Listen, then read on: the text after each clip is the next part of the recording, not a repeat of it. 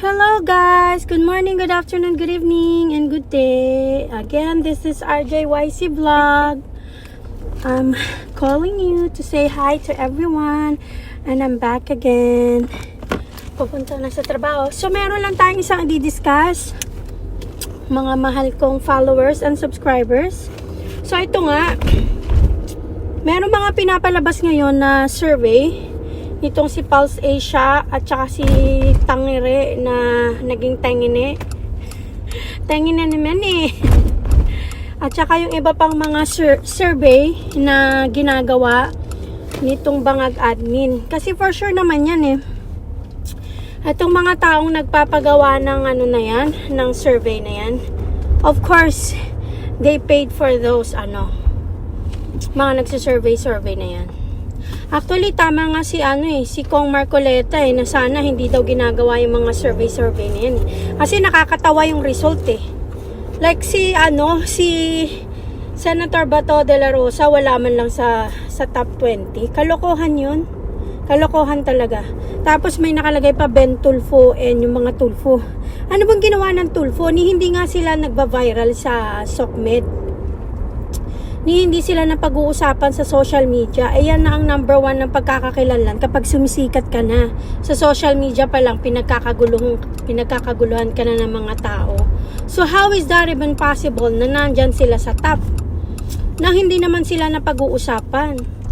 At saka once ang isang tao ay markado na ng mga tao, hindi ka na makakabawi eh.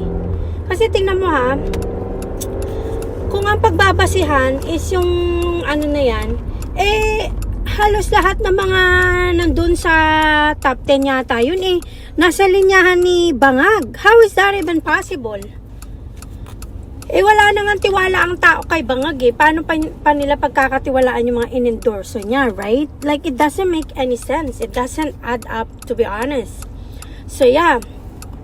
Kaya ito lang masasabi ko, huwag kayong maniniwala sa mga survey na yan sa online kasi nababayaran na yung mga hitad na yan Nababayaran sila para mag-survey at sabihin sa tao na ganito ang position kasi it's mind conditioning. Like people would say, bakit nandun siya sa survey hindi nga napag-uusapan? Wala ngang nagagawang tulong sa bansang Pilipinas.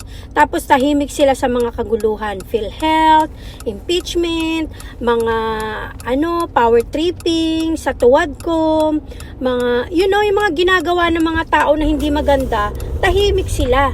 So paano sila magugustuhan ng taong bayan? Sige nga, paki-explain. Paano nila masasabi na ang taong bayan gusto silang iboto? Wala nang nakikitang sa kanila pagkakakilanlan na dapat silang iboto. Kaya huwag kayong maniniwala dyan sa mga survey na yan. Kasi yung survey na yan, nababayaran sila Tapos they're doing it as mind conditioning to people. Because these people are not even popular. They're not even viral. Hindi na pag-uusapan sa social media. Tapos wala naman visible na ginagawa na ano bang ginagawa nila? Namimili ng boto? I don't have anything sa mga kung ano man yung mga tao na yan, personalidad nila. What I'm saying is yung mga nagagawa nila sa taong bayan, like naging relevant ba sila na kailangan silang nandun sa top hindi nga sila nakakatulong sa mas nakakaraming tao. The fact na ang gulo-gulo ngayon ng Pilipinas tapos tahimik lang yung mga hinayupak na yan, tapos nasa linyahan at listahan ni Bangag. Do you think kapag tinaas ng kamay ni Bangag ang isang tao, pagtitiwalaan pa yun ng mga tao? Hindi nga nila pinagkakatiwalaan si Bangag Paano nila pagkakatiwalaan yung mga linyahan ni Bangag, di ba? It doesn't make any sense.